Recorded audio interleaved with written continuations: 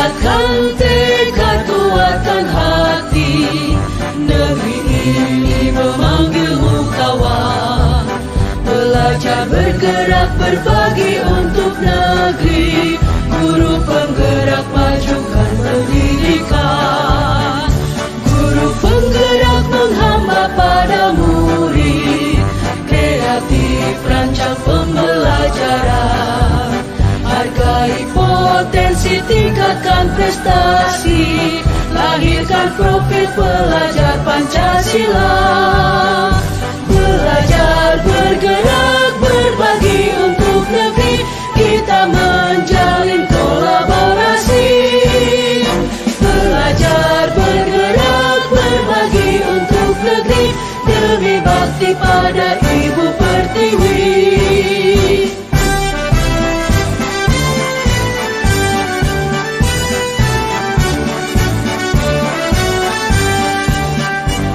Bulatkan tekad, kuatkan hati, negeri ini memanggilmu kawan. Belajar, bergerak, berbagi untuk negeri. Guru penggerak, majukan pendidikan. Guru penggerak menghamba pada murid. Kreatif, rancang pembelajaran. Hargai potensi, tingkatkan prestasi. Lahirkan profil pelajar Pancasila. Belajar, bergerak, berbagi untuk negeri. Kita menjalin kolaborasi. Belajar, bergerak, berbagi untuk negeri. Demi bakti pada Ibu Pertiwi. Belajar, bergerak, berbagi untuk negeri. Kita menjalin kolaborasi. Belajar, bergerak, berbagi untuk negeri. Demi bakti pada Ibu Pertiwi. Demi bakti pada Ibu Pertiwi.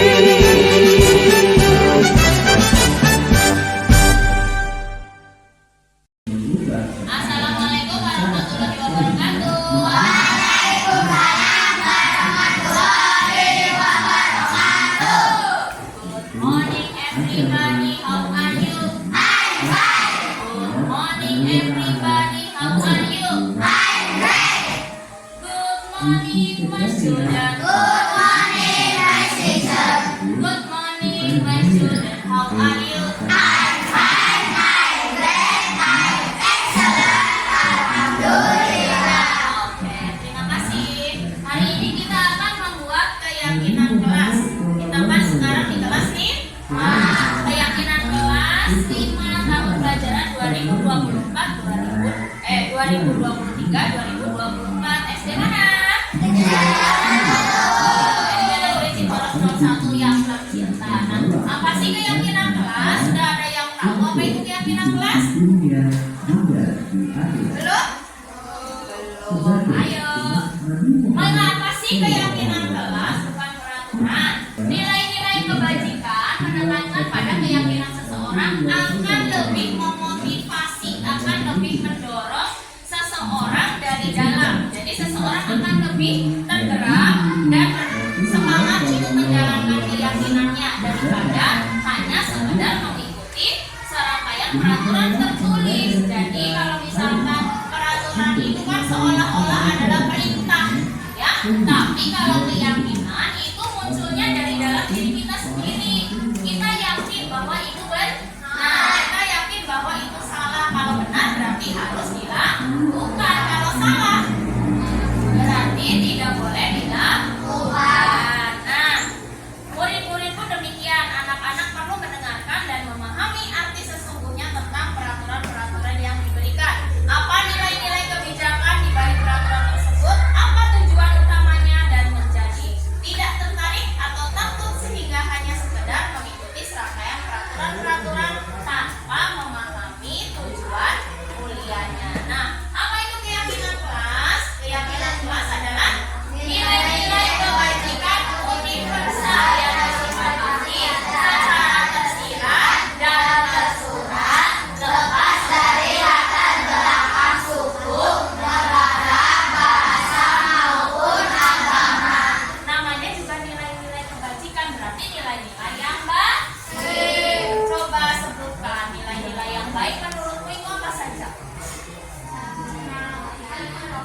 Saling saling menghargai. Terus apa lagi?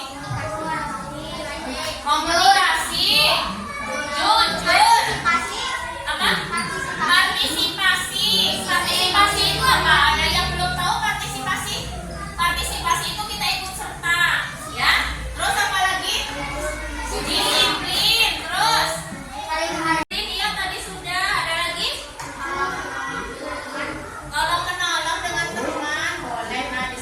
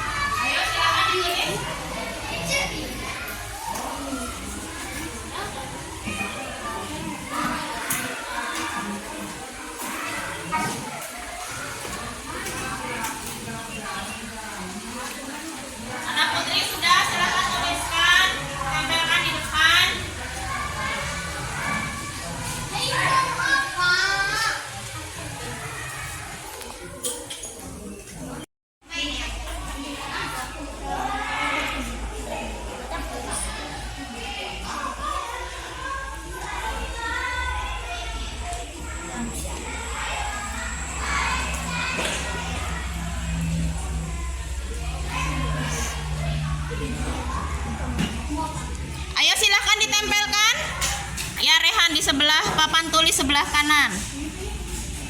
Oke. Ayo diikuti sampingnya.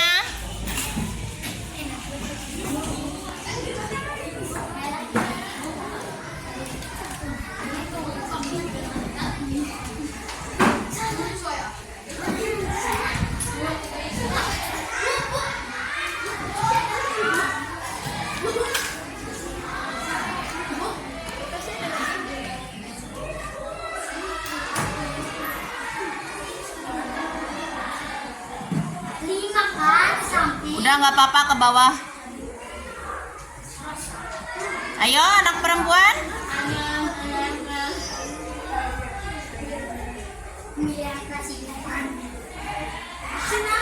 Yang sudah boleh duduk kembali.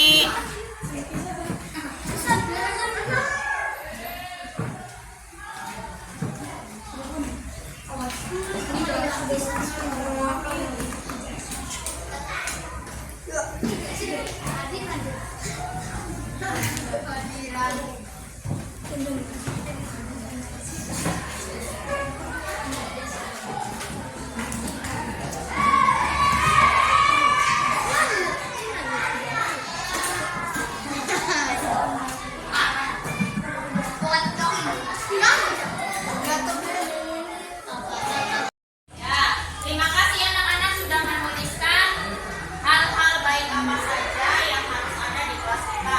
Di sini ada 23 ya, karena kita siswanya ada 23. Nah, di sini ada jujur, ada keberanian, disiplin, saling menghargai, menghormati orang yang lebih tua, hadir tepat waktu, ada lagi berpartisipasi, ada disiplin, ada komunikasi. Berarti ini semua adalah nilai-nilai baik yang diyakini semuanya untuk ada di dalam kelas kita. Sekarang mari kita buat ke dalam bentuk daftarnya ya. Jadi nanti kalau sudah disepakati, sudah diyakini, harus dijalankan, harus dilakukan oleh kita semua. Supaya apa? Supaya kelasnya nyaman, supaya kelasnya bersih. Ketika bersih, ketika nyaman, belajar pun menjadi semangat. Setelah tadi semuanya ikut menuliskan nilai apa saja, sekarang kita buat daftarnya ya. Nanti akan Bu Guru tempel di dinding. Keyakinan kelas 5 SD Negeri Ciporo 1 yang pertama apa?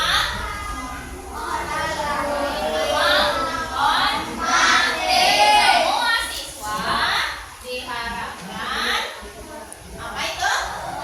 Guru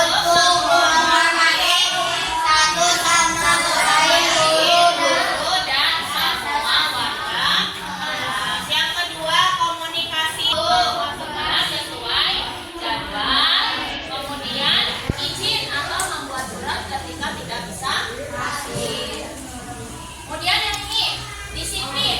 Disiplin dalam belajar, mengerjakan PR, dan tugas-tugas, serta disiplin dalam beribadah. Siap kelas 5 melaksanakan keyakinan kelas? Siap? Yang semangat siap? Oke, terima kasih. Semoga keyakinan kelas yang telah kita buat ini bisa terlaksana dengan baik. Amin.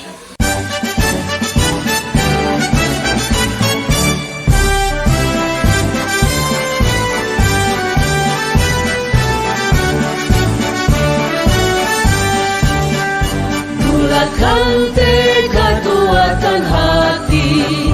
Negeri ini memanggilmu kawan. Belajar bergerak berbagi untuk negeri. Guru penggerak majukan pendidikan. Guru penggerak menghamba pada murid. Kreatif rancang pembelajaran. Hargai potensi, tingkatkan prestasi. Lahirkan profil pelajar Pancasila. Belajar bergerak berbagi untuk negeri. Kita menjalin kolaborasi. Belajar bergerak berbagi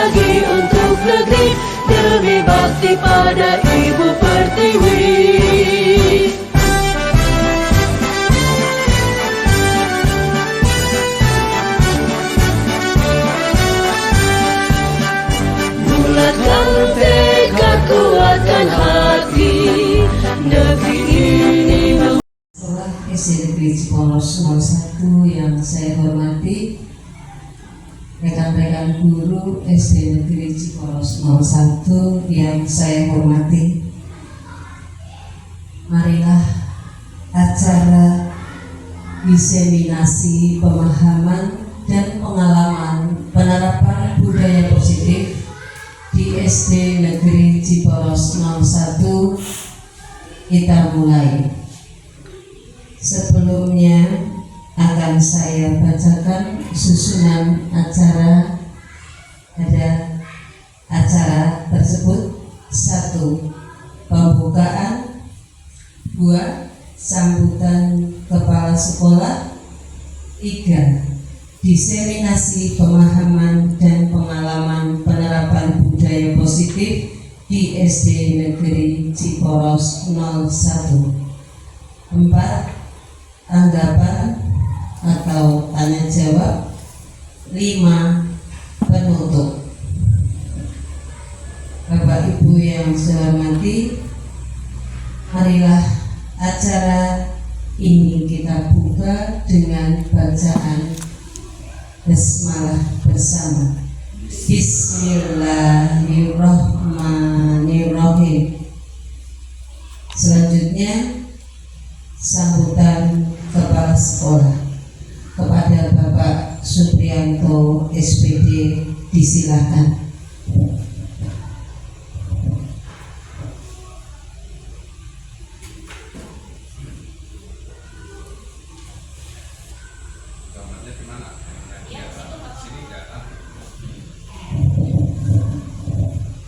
Bismillahirrahmanirrahim.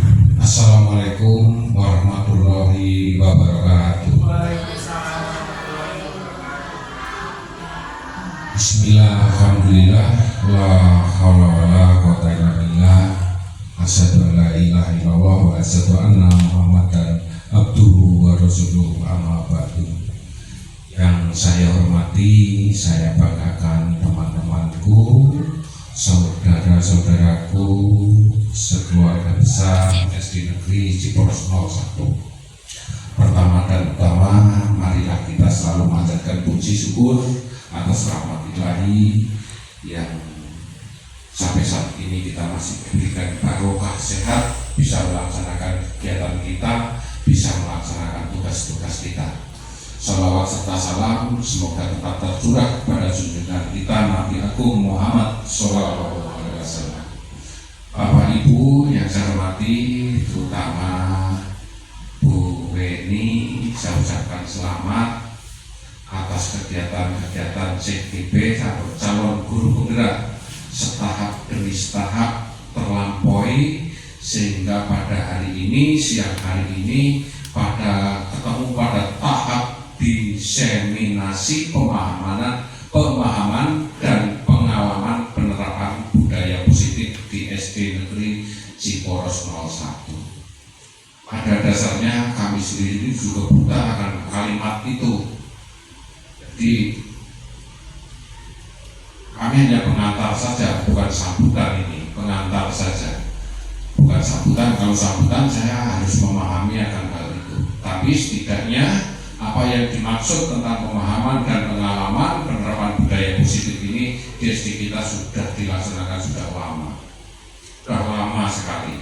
Bahkan sejak saya duduk di sini sering saya lihat waktu zaman Pak Malik juga sudah dilaksanakan sholat berjamaah bersama, duha bersama, senam bersama, jalan-jalan bersama. Ini semuanya sudah kita laksanakan.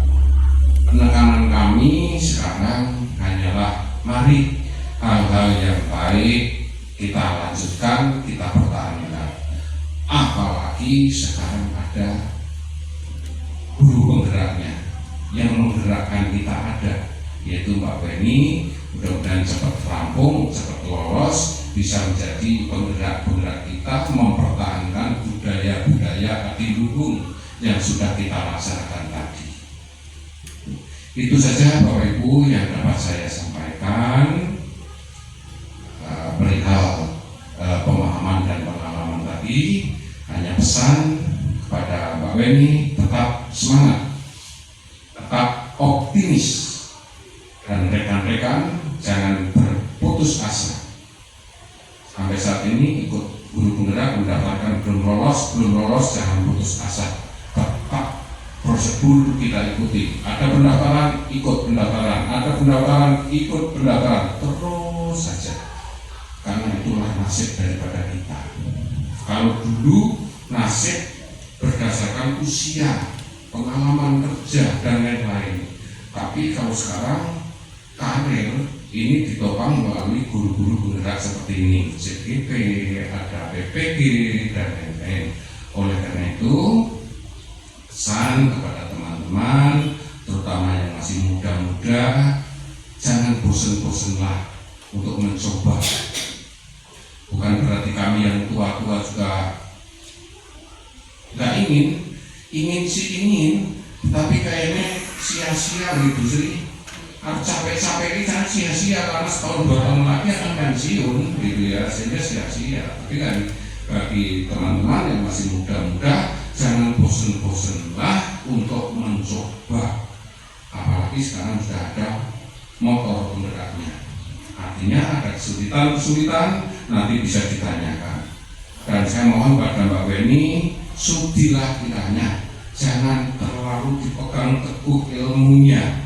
Kalau orang mengatakan pelit nang ilmu, karena ilmu itu kalau disebarluaskan, ilmu itu semakin luas kan kita ya, kalau disebarkan ilmunya semakin luas gitu.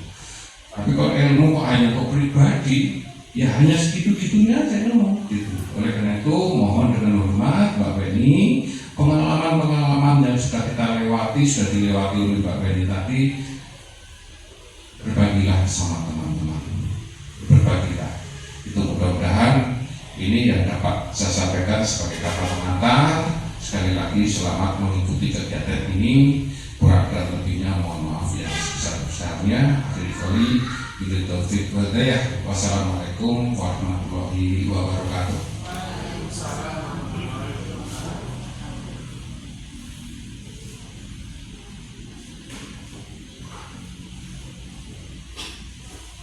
Demikianlah sambutan dari Bapak Kepala Sekolah. Dilanjutkan acara yang ditunggu-tunggu, acara intinya yaitu diseminasi pemahaman dan pengalaman penerapan budaya positif di SD Negeri Ciporos 01. Waktu dan tempat disilahkan.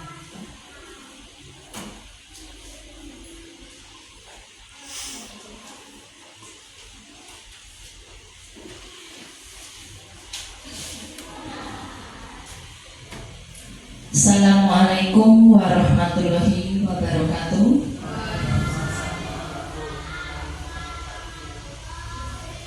Alhamdulillahirabbil alamin. Pada siang hari ini kita berkumpul di ruang kelas 5 ini, kumpul semua alhamdulillah dalam keadaan sehat walafiat. Meskipun Bapak KS sedang sumang nggih Pak, semoga lekas sembuh. Terima kasih saya ucapkan kepada Bapak Kepala Sekolah yang sudah memberikan waktu, memberikan kesempatan dan segala fasilitasnya sehingga saya dapat mengumpulkan rekan-rekan semua di sini untuk mengikuti acara diseminasi pemahaman dan pengalaman penerapan budaya positif di SD Negeri Ciporos 01 ini. Jadi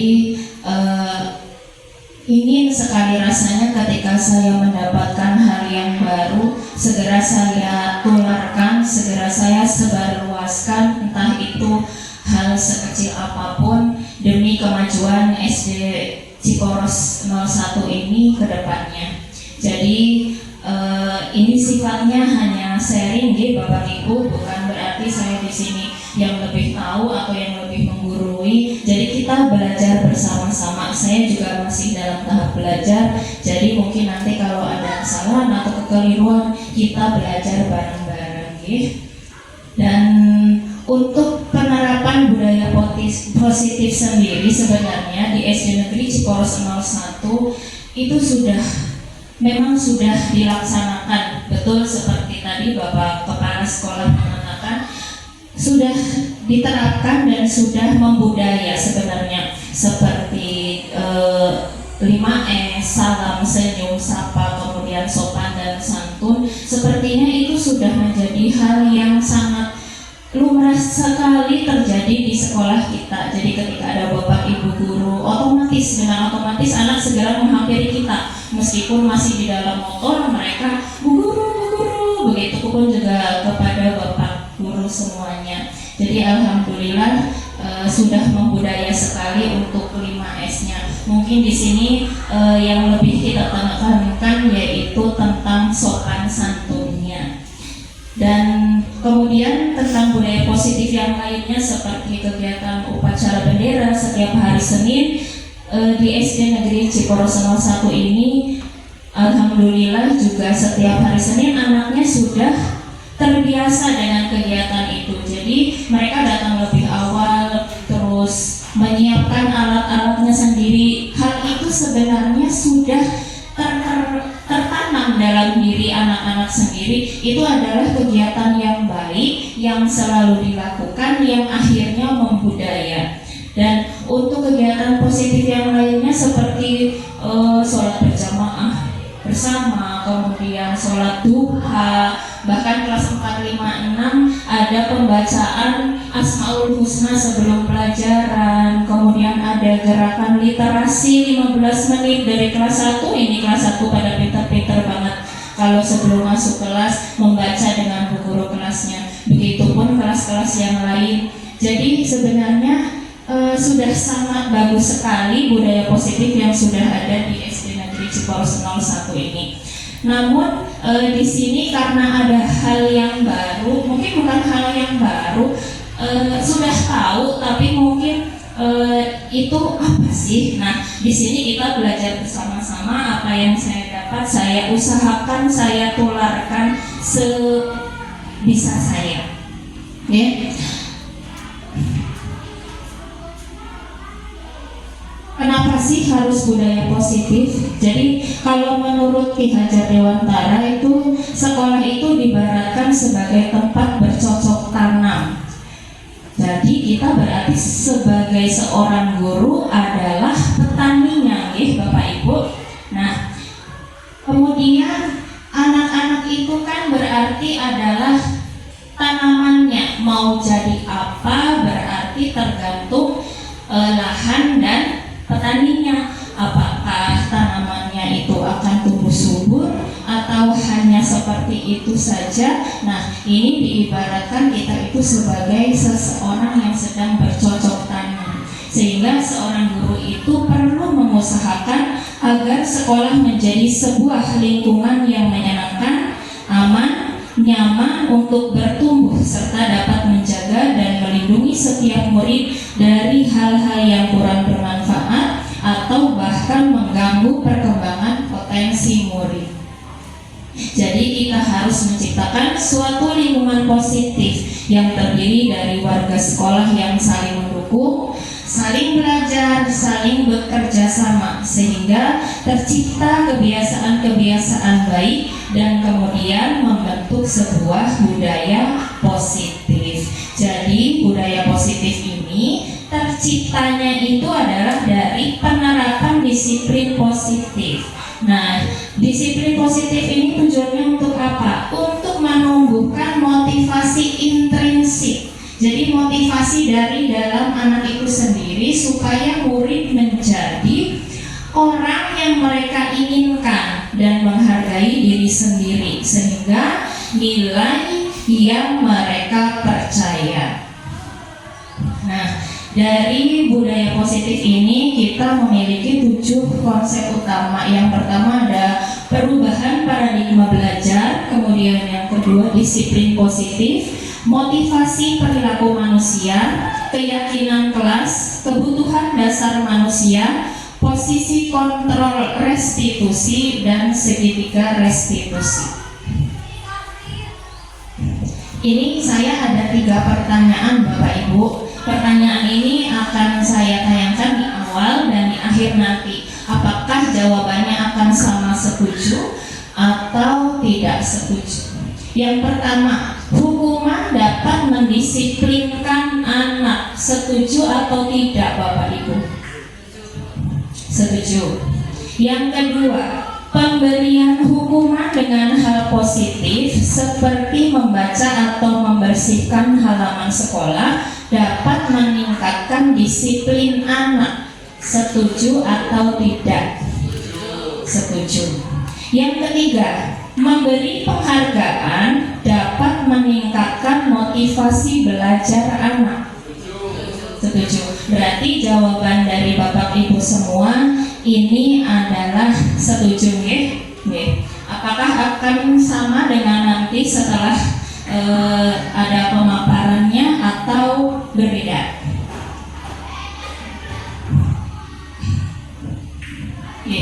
Jadi disiplin positif di sini menurut teori kontrol atau teori pilihan menurut Dr. William Glasser, jadi kita tidak bisa mengontrol orang lain, hanya diri kita sendiri yang bisa mengontrol diri.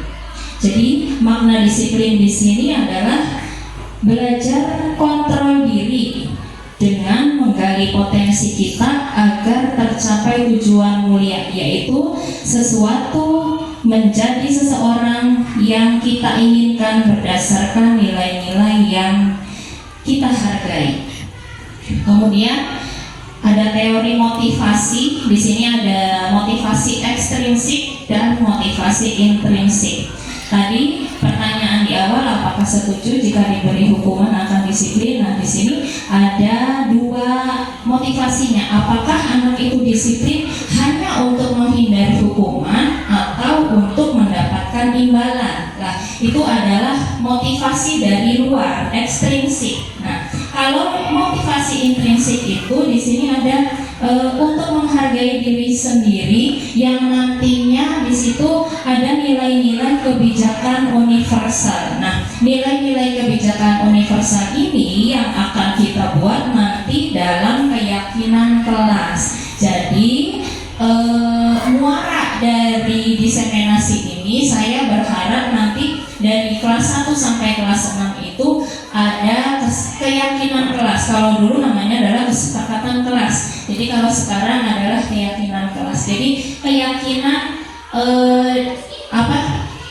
yang mengandung nilai-nilai kebijakan universal. Jadi kalau menurut Dr. William Glasser, kalau motivasi itu hanya dari eksternal, dari luar saja, ketika kita membudayakan anak agar membuang sampah pada tempatnya, ketika tidak ada pak guru atau bu gurunya, mungkin bisa saja anak tidak membuang sampah di tempat sampah.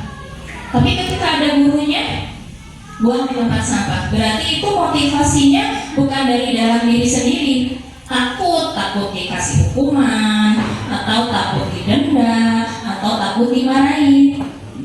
Berbeda jika kita sudah menerapkan nilai-nilai kebajikan universal. Jadi anak akan membuang sampah pada tempatnya karena anak yakin bahwa ada nilai-nilai yang baik, nilai-nilai yang bijak yang kalau dia lakukan itu akan berdampak positif untuk dirinya dan untuk orang lain. Nah, kemudian ada 5 posisi kontrol sebagai guru. Di sini ada 1 sebagai penghukum, 2 pembuat rasa bersalah, 3 teman, 4 pemantau, dan yang kelima adalah manajer. Dari kelima posisi kontrol ini 1 sampai 4 itu yang sering sekali kita salah paham, salah memposisikan apakah itu akan berdampak untuk anak positif atau negatifnya. Kemudian nanti ada segitiga restitusi dan 5 kebutuhan dasar manusia.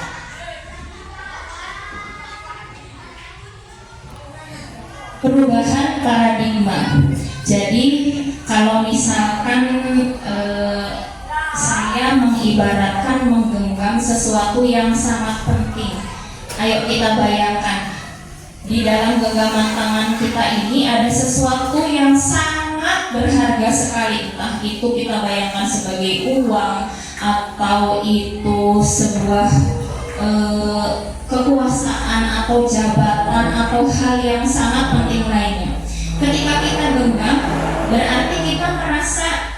itu sangat berharga dan tidak akan diberikan kepada orang lain. Ya apa tidak Bapak Ibu? Misalkan Bu Lisa menggenggam uang 10 juta, misalkan.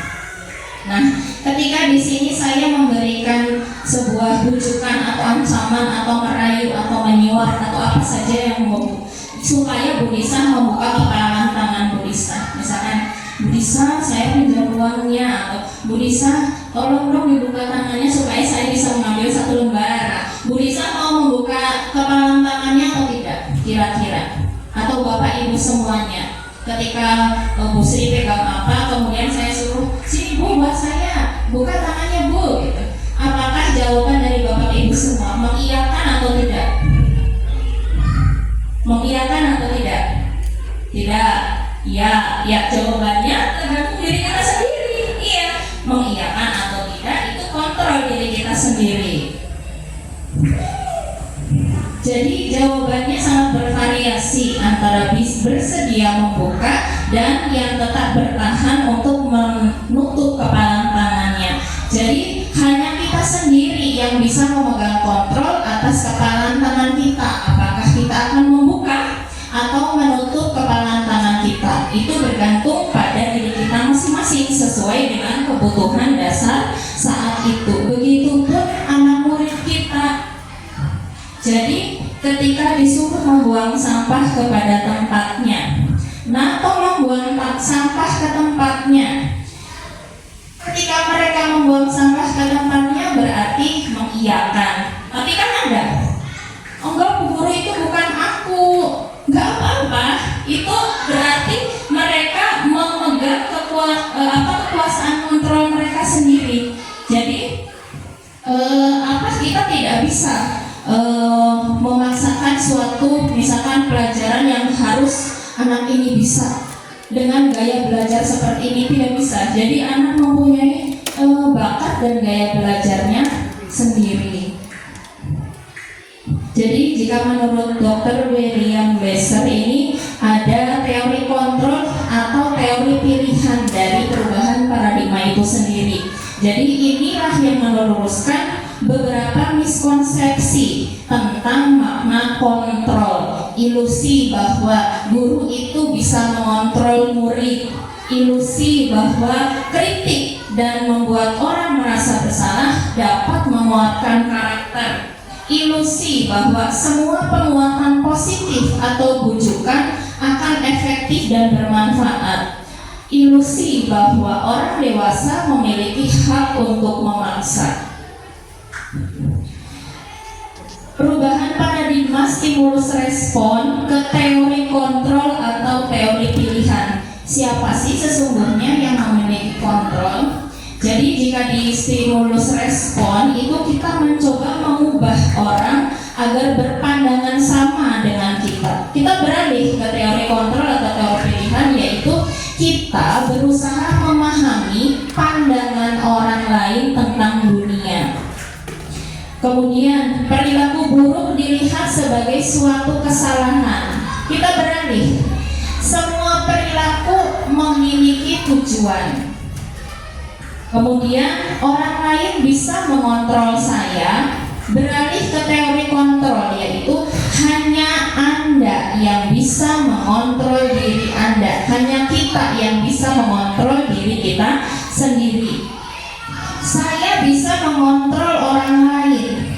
Tidak, Anda tidak bisa mengontrol orang lain. Inilah teori kontrol atau teori pilihan. Kemudian ada pemaksaan pada saat bujukan gagal, yang seharusnya adalah kolaborasi dan konsensus menciptakan pilihan-pilihan baru. Model berpikir menang kalah menjadi model berpikir menang-menang. Apa makna disiplin? Jadi disiplin itu berasal dari bahasa Latin atau disiplina yang artinya belajar. Makna asal dari kata ini berkonotasi dengan disiplin diri dari murid-murid Socrates dan Plato. Disiplin diri membuat orang menggali potensinya menuju sebuah tujuan apa yang dia hargai. Namun dalam budaya kita, makna kata disiplin ini seolah-olah menjadi sesuatu lakukan seseorang pada orang lain untuk mendapatkan kepatuhan. Artinya jika anak itu disiplin berarti anak itu patuh. Nah, kecenderungan umum adalah menghubungkan kata disiplin dengan ketidaknyamanan, bukan dengan apa yang kita hargai atau pencapaian suatu tujuan mulia. Jadi kalau menurut Ki Hajar Dewantara, merdeka itu artinya tidak hanya terlepas dari perintah, tetapi juga cakap buat memerintah diri sendiri. Nah, kita sampai ke nilai-nilai kebajikan universal. Apa sih nilai kebajikan universal itu? Namanya juga nilai kebajikan, Bapak Ibu. Berarti sifat-sifat positif manusia yang merupakan tujuan mulia yang ingin dicapai setiap individu. Jadi setiap perilaku atau perbuatan memiliki suatu tujuan. Dengan mengaitkan nilai kebajikan yang diyakini, seseorang akan termotivasi. Dari motivasi intrinsiknya itu terbangun sehingga menggerakkan motivasi dari dalam untuk mencapai tujuan mulia yang diinginkan. Nah, nilai-nilai kebajikan ini yang kita kenal dengan nama profil pelajar Pancasila. Ada berapa dimensi nih Bapak Ibu? Ada 6 ya. Anak-anak insya Allah sudah tahu, mereka sudah hafal. Ada beriman dan bertakwa kepada Tuhan Yang Maha Esa, mandiri, bernalar kritis, berkebinekaan global, bergotong royong, dan kreatif. Teori motivasi perilaku manusia. Nah, di sini ada beberapa motivasi eksternal dan internal. Untuk menghindari ketidaknyamanan atau hukuman, apa yang akan terjadi apabila saya tidak melakukannya? Berarti ini masih atas dorongan orang lain, berarti motivasi eksternal. Kemudian yang kedua, untuk mendapatkan imbalan dari orang lain atau institusi, ini juga motivasi eksternal. Yang ketiga, untuk menghargai diri sendiri. Saya akan menjadi yang dimaksud dengan motivasi internal, tujuan dari disiplin positif itu sendiri. Kita seringkali mengartikan sebuah penghargaan itu adalah suatu bentuk yang sangat baik, sangat bagus untuk anak. Tapi apakah Bapak Ibu tahu bahwa mungkin ada sebagian anak yang merasa mereka dihukum oleh sebuah penghargaan. Seperti misalkan ada peringkat 1, 2, 3 yang diberi hadiah. Ada peringkat 4 sampai 10 tidak diberi hadiah. Padahal si anak yang peringkatnya 4 dengan peringkatnya 3 hanya berbeda selisih 0,1. Apakah si anak peringkat 4 akan merasa sakit hati? Kenapa saya nggak dikasih hadiah? Padahal nilainya cuma selisih 0,1 gitu. Padahal hadiahnya hanya buku. Tapi itu adalah sebuah bentuk rasa ketidaknyamanan, rasa ketidakadilan untuk mereka yang tidak mendapatkan hadiah. Ya, jadi bahwa penghargaan berlaku sama dengan hukuman, dalam arti meminta atau membujuk seseorang melakukan sesuatu untuk memenuhi suatu tujuan tertentu dari orang yang meminta atau membujuk. Dorongannya eksternal dan akan ada faktor ketergantungan. Jadi kalau misalkan anak akan menghadapi tes, misalkan ibunya ngiming-ngiming, ayo nanti kamu kalau dapat nilai 100 nanti akan dikasih hadiah sama ibu. Nah, ketika anak itu tidak mencapai nilai 100, berarti kan tidak dapat hadiah. Apakah pemahaman anak tentang pelajaran diukur hanya sebagai dari hadiah saja? Tidak. Jadi nantinya motivasi eksternal itu tidak bertahan lama. Beda dengan anak yang saya ingin belajar supaya nilai saya bagus, entah itu ranking berapa dan berapa. Jadi itu dari diri dalam anak sendiri, dampaknya itu akan berdampak panjang. Nah, di sini ada beberapa dampak dari pemberian penghargaan. Yang pertama, pengaruh jangka pendek dan jangka panjang. Kemudian yang kedua, penghargaan menghukum. Penghargaan mengurangi ketepatan. Penghargaan dianggap tidak efektif. Penghargaan merusak hubungan. Penghargaan menurunkan kualitas dan mematikan kreativitas. Penghargaan mengurangi motivasi intrinsik. Sebenarnya di sini saya agak mematikan kreativitas. Kok bisa penghargaan mematikan kreativitas? Ternyata penjelasannya adalah tidak mungkin kita mengukur sebuah kreativitas murid kita dengan hanya penghargaan, misalkan hanya 3 buku. Apakah kreativitas anak hanya diukur seperti itu? Tentu tidak. Jadi jika tidak ada hadiah, berarti tidak ada motivasi lagi dari anak, gitu. Jadi sebenarnya penghargaan itu lebih menimbulkan kecemburuan sebenarnya. Kemudian kalau tidak ada penghargaan bagaimana? Apakah si anak dibiarkan saja? Jadi kita beralih dari penghargaan ke sebuah bentuk kebajikan, yaitu apresiasi. Jadi dalam memberikan apresiasi atau pengakuan, kita harus mengakui bahwa anak itu hebat, bahwa anak itu pintar, bahwa anak itu semuanya mempunyai minat yang sesuai dengan kodratnya.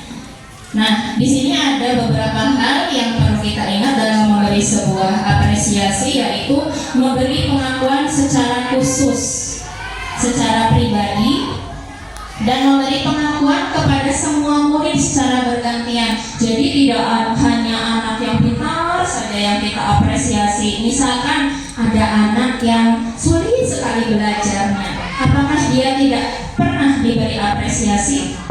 Tentu kita bisa memberi apresiasinya dengan cara misalkan perintah-perintah yang sangat mudah. Misalkan tolong itu papan tulisnya dihapus. Kita beri apresiasi, terima kasih, kamu anaknya rajin banget menghapusnya sampai bersih sekali. Nah, itu sebenarnya hal-hal kecil tapi sering kita lakukan, tapi kadang tidak menyeluruh kepada semua anak. Kadang saya juga seperti itu. Jadi disinilah kita mulai belajar menuju hal-hal yang kebiasaan yang lebih baik lagi, supaya murid-murid kita juga semuanya merasakan kasih sayang dari Bapak Ibu Guru. Kemudian memberi pengakuan secara konsisten. Dan yang terakhir, berfokus pada proses. Jadi kita tidak hanya melihat hasilnya saja. Contoh pengakuan apresiasi atau kebajikan, misalkan kemarin saya perhatikan rasa empatimu besar sekali pada saat menolong murid baru di kelas kita. Nah, ini sudah memenuhi ada nilai kebajikannya sesuai dengan situasi dan kondisinya. Atau saya menghargai kepedulianmu pada saat kamu membantu teman-teman di tugas kelompok. Atau terima kasih untuk rasa tanggung jawabmu pada saat kamu memungut kertas-kertas yang berserakan di lantai. Kadang kita kalau nyuruh ke anak, tolong buang sampahnya, kita hanya mengucapkan terima kasih. Saya juga seperti itu. Nah, ternyata harus dikuatkan lagi supaya anak-anak kita itu muncul motivasi intrinsiknya, harus diapresiasi. Jadi anak itu namanya juga anak, jadi dia kan tidak mengerti bahasa isyarat kita. Padahal yang namanya kita mengucapkan terima kasih sebenarnya sangat tulus gitu ya. Tapi kalau anak harus dijabarkan. Nah, coba kita belajar bersama-sama. Ini hukuman atau konsekuensi. Mencatat 100 kali di dalam buku kalimat, saya tidak akan terlambat lagi karena terlambat ke sekolah. Ini konsekuensi nih Bapak Ibu. Hukuman. Lari mengelilingi lapangan basket 2 kali karena terlambat hadir di sekolah. Hukuman B. Menggantikan kertas tugas teman yang telah dicoret-coret. Konsekuensi. Membersihkan tumpahan air di meja tulis karena tersenggol pada saat belajar. Lari mengelilingi lapangan basket 2 kali karena terlambat 10 menit untuk pelajaran PJOK. Hukuman. Murid diminta bertelanjang kaki sepanjang hari karena tidak menggunakan sepatu warna hitam sesuai peraturan sekolah. Bertelanjang kaki. Hukuman D. Kehilangan 10 menit jam istirahat untuk mengerjakan tugas karena terlambat datang dan tertinggal pelajaran selama 10 menit. Konsekuensi. Terima kasih. Ternyata kita semua sudah memahami mana itu hukuman, mana itu konsekuensi. Dan di sini apalagi di zaman apa ini namanya, di mana guru tidak bisa menghukum murid. Kita mendengar di media sosial banyak sekali guru yang hanya menegur untuk sholat itu kan kebaikan Bapak Ibu, tapi ternyata dilaporkan orang tuanya ke kantor polisi. Jadi sebenarnya kita sudah dibentengi oleh ini hukuman atau konsekuensi dari disiplin positif ini. Jadi jangan sampai kita bukan menghukum, sebenarnya tujuannya baik, tapi kan sekarang itu orang tua seperti kritis, seolah-olah justru menggurui guru. Mungkin itu yang saya rasakan. Jadi sangat berhati-hati sekali ketika kita memberikan hukuman kepada anak. Jadi mendikte. Jadi itulah nanti fungsinya keyakinan kelas yang akan menimbulkan budaya positif di sekolah kita.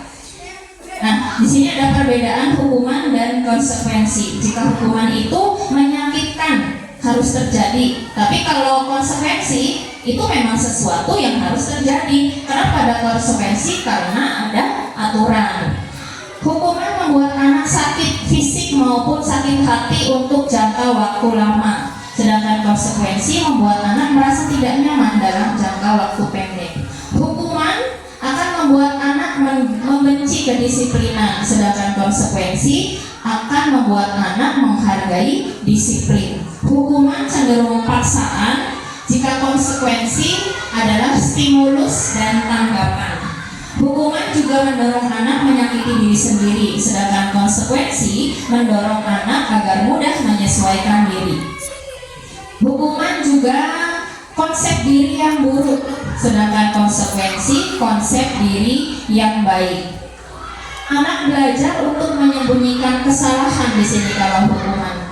Sedangkan konsekuensi anak belajar untuk mematuhi peraturan. Hukuman sendiri menimbulkan rasa marah, rasa bersalah, dipermalukan, dan merasa tidak dihargai. Sedangkan konsekuensi kehilangan hak, dibuat tidak nyaman, diasingkan untuk sementara atau time out.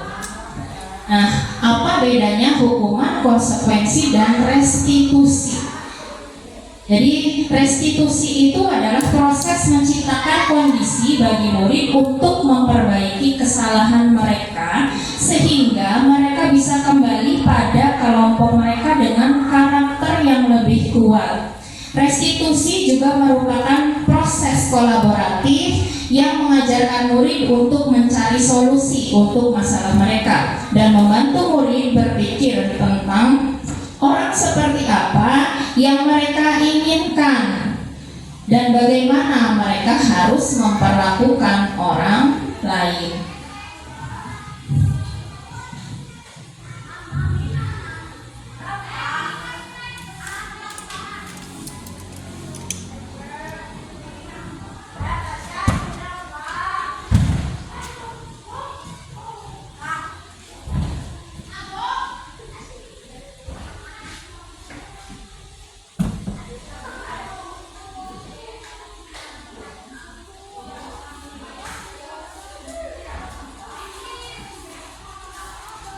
Jadi jika di dalam segitiga restitusi ini ada 3 tahapan yang nantinya akan kita lakukan kepada anak. Jadi seperti treatment untuk menyelesaikan suatu masalah.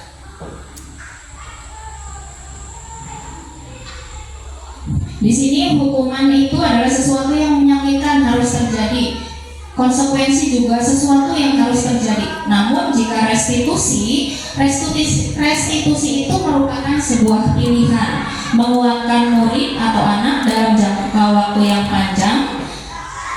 Korban mendapatkan ganti, murid atau anak mendapatkan penguatan, dan tentunya akan menyelesaikan permasalahan. Murid juga belajar bertanggung jawab. Fokus kita pada pemecahan masalah dalam jangka waktu panjang, dan di dalam restitusi itu kita lebih apa yang kamu yakini, apa yang bisa kamu lakukan untuk memperbaiki masalah ini. Kemudian murid atau anak juga menghormati dirinya dan orang lain. Jadi jika hukuman itu tadi sifatnya negatif nih, kalau konsekuensi itu netral, adanya konsekuensi berarti karena ada aturan yang sudah ditetapkan. Sedangkan restitusi di sini sifatnya adalah sangat positif.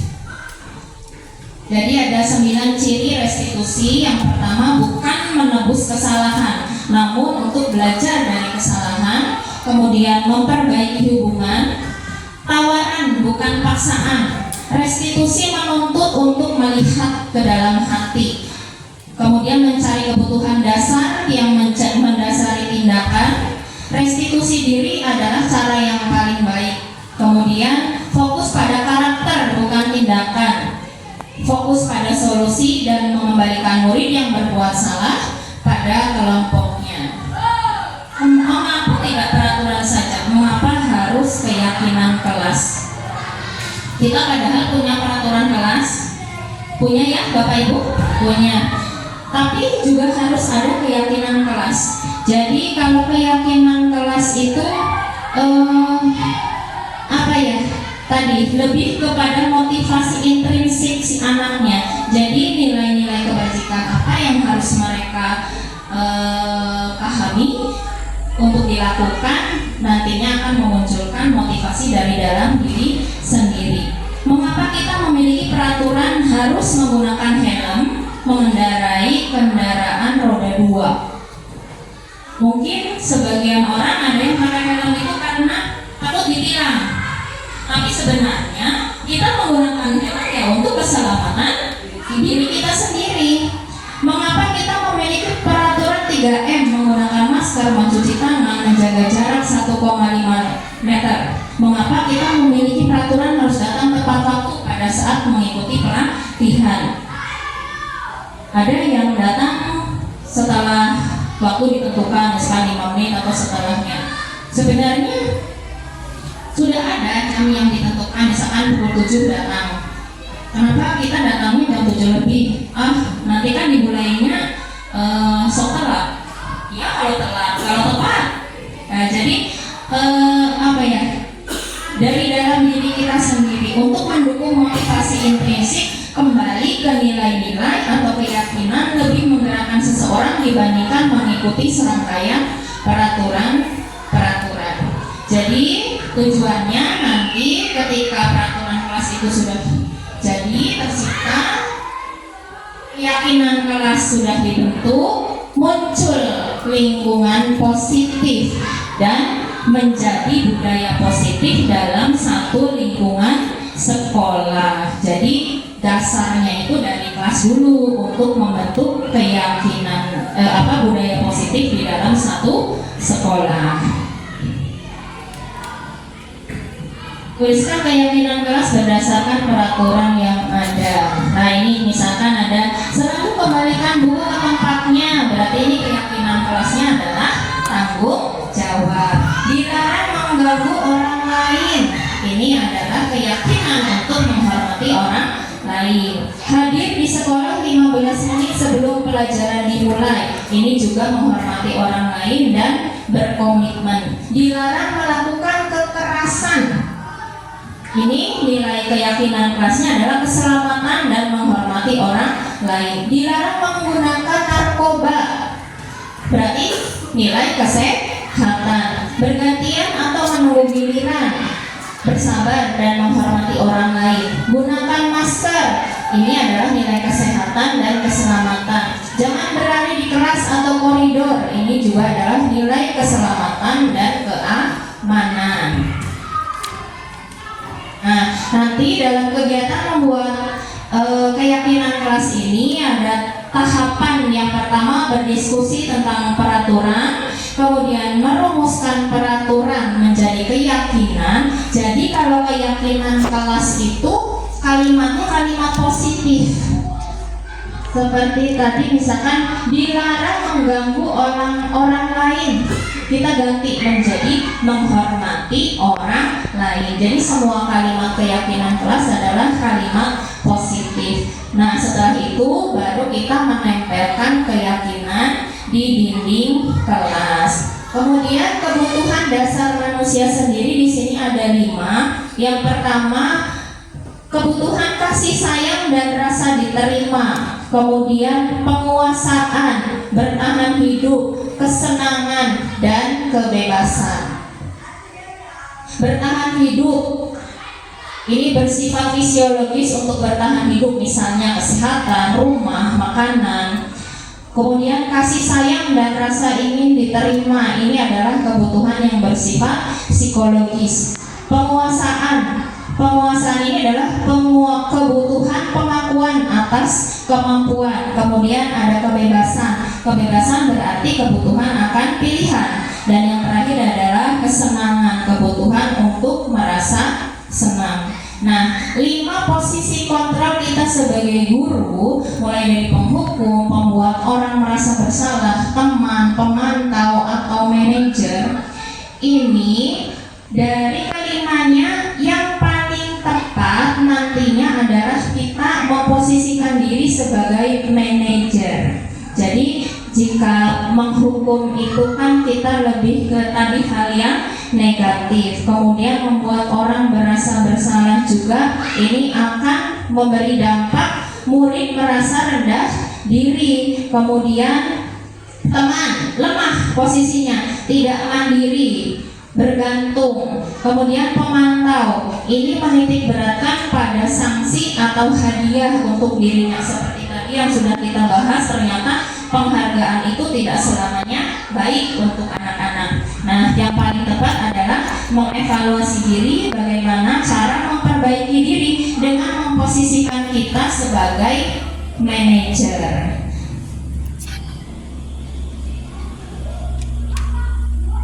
Ini sudah. Nah, contoh penerapan posisi kontrol restitusi. Misalkan ini siswa mencontek saat ulangan. Kalau menghukum itu berarti kan patuhi aturan saya berdiri di depan kelas. Itu adalah hukuman. Membuat rasa bersalah. Berapa kali ibu harus memberitahu kamu, ibu kecewa sama kamu. Pernah nggak Pak, Bu? Pernah, saya juga pernah. Sering bahkan Bu Lili. Dan ternyata itu membuat rasa bersalah kepada anak. Kemudian kalau teman, ayolah belajar demi ibu, kali ini tidak apa-apa, kamu salah. Nah itu seolah-olah kita sebagai teman. Kalau pemantau, kamu sudah melanggar apa peraturannya dan konsekuensinya apa? Yuk, ya kan? Saya juga pernah kalau di kelas seperti itu. Nah, kalau sebagai manajer, apa kamu tahu kesalahanmu? Kamu yakin? Jika kamu meyakininya, apakah kamu bersedia memperbaikinya? Dan bagaimana kamu memperbaikinya? Jadi lebih ke mencari solusi dari masalahnya, bukan malah menghukum atau membuat rasa bersalah kepada si anak. Jadi dengan menggunakan segitiga restitusi, tahapan yang dilakukan guru untuk membawa siswa menaati keyakinan kelas yang telah ditetapkan dan mengakui secara sadar dan terbuka ketika melakukan kesalahan, serta merasakan kenyamanan ketika sudah berperilaku jujur. Di sini ada 3 tahapannya. Yang pertama, menstabilkan identitas. integritas, validitas tindakan yang salah, dan menanyakan keyakinan.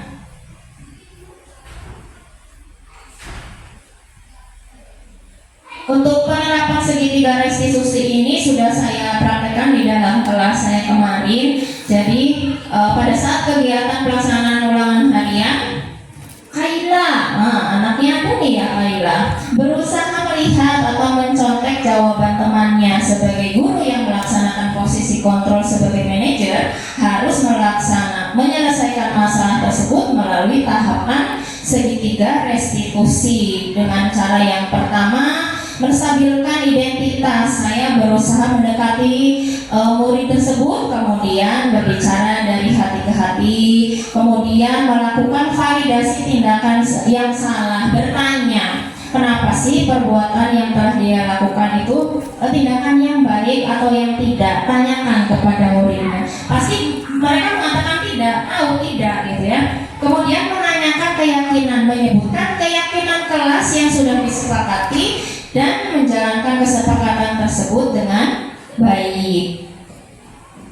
Nah, kembali ke pertanyaan awal saya tadi, apakah Bapak Ibu masih setuju dengan pertanyaan 1, 2, 3 ini tentang hukuman, tentang penghargaan akan meningkatkan motivasi belajar anak?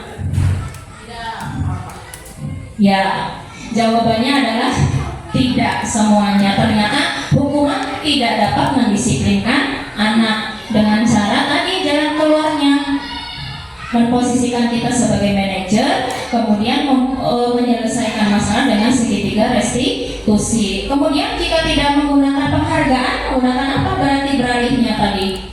Memberikan apresiasi atau penguatan. Jadi kesimpulannya tidak setuju semua nih. Ternyata saya juga baru tahu kemarin Bu, Pak, dan alhamdulillah sekarang bisa sharing kepada teman-teman semuanya. Dalam penerapan program disiplin positif, hendaknya guru memiliki standar kepribadian profesional dan sosial yang baik, di mana guru mampu berefleksi pada posisi kontrolnya saat ini. Bagaimana perjalanan dirinya sebagai seorang among atau posisi manajer yang menuntun murid-murid menjadi insan yang mandiri, merdeka, dan bertanggung jawab. Dan terima kasih pemaparan saya tentang budaya positif itu yang saya dapat dari modul dan juga dari Bapak Fasilitator kemarin di modul 1.4 tentang budaya positif. Semoga apa yang sudah saya tularkan ini bermanfaat untuk kita semua, tentunya untuk kemajuan SD tercinta kita ini. Sekian dari saya. Jika ada kata atau kalimat yang kurang berkenan di hati Bapak Ibu, saya mohon maaf yang sebesar-besarnya. Assalamualaikum warahmatullahi wabarakatuh.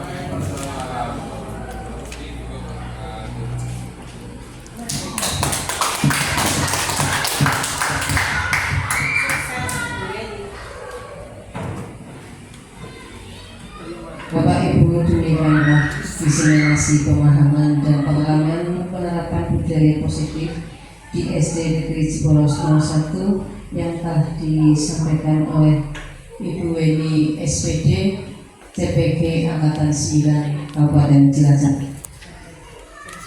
Acara selanjutnya anggapan atau tanya jawab, monggo barangkali ada rekan-rekan yang akan menanggapi masalah yang telah disampaikan oleh Ibu Weni SPD.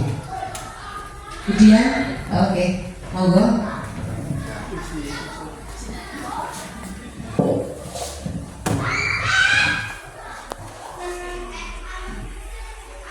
Assalamualaikum warahmatullahi wabarakatuh.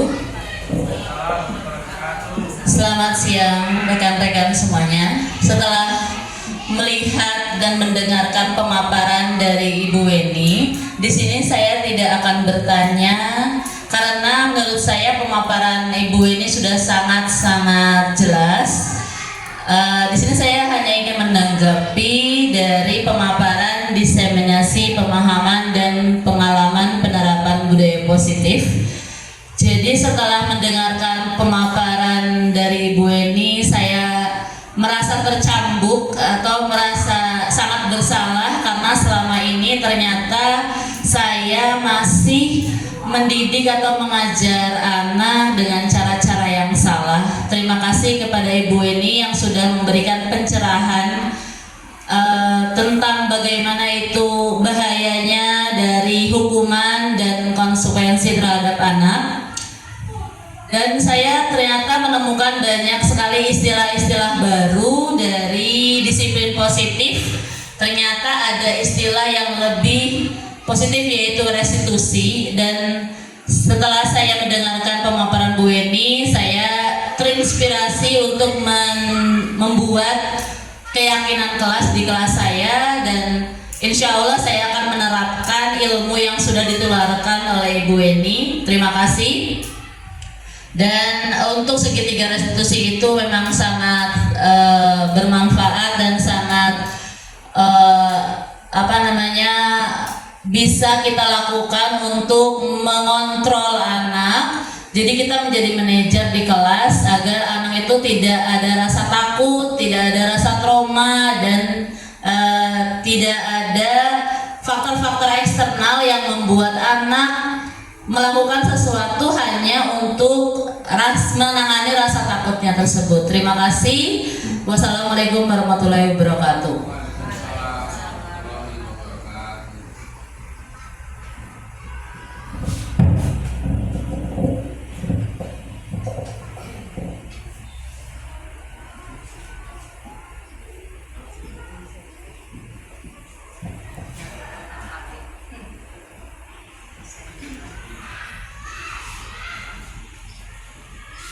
Ya, demikianlah tanggapan dari Ibu Diana yang cukup bagus ya. Mudah-mudahan apa yang telah disampaikan oleh Ibu Diana juga sama seperti yang akan saya sampaikan, tapi sudah disampaikan oleh Ibu Diana. Terima kasih. Mungkin yang lain juga akan menyampaikan tanggapan atau tanya jawab. Monggo disilakan. Mumpung masih ada waktu. Sudah cukup, kiranya sudah cukup. Kita lanjutkan acara yang terakhir adalah penutup. Marilah Bapak Ibu, acara diseminasi pemahaman dan pengalaman penerapan budaya positif di SD Negeri Ciporos 01 kita tutup dengan bacaan hamdalah. Alhamdulillahirabbil alamin. Kiranya saya sebagai pembawa acara yang sudah menyampaikan dari awal sampai akhir, apabila banyak kata, banyak perkataan yang kurang berkenan, saya mohon maaf yang sebesar-besarnya. Sekian dan terima kasih. Assalamualaikum warahmatullahi wabarakatuh.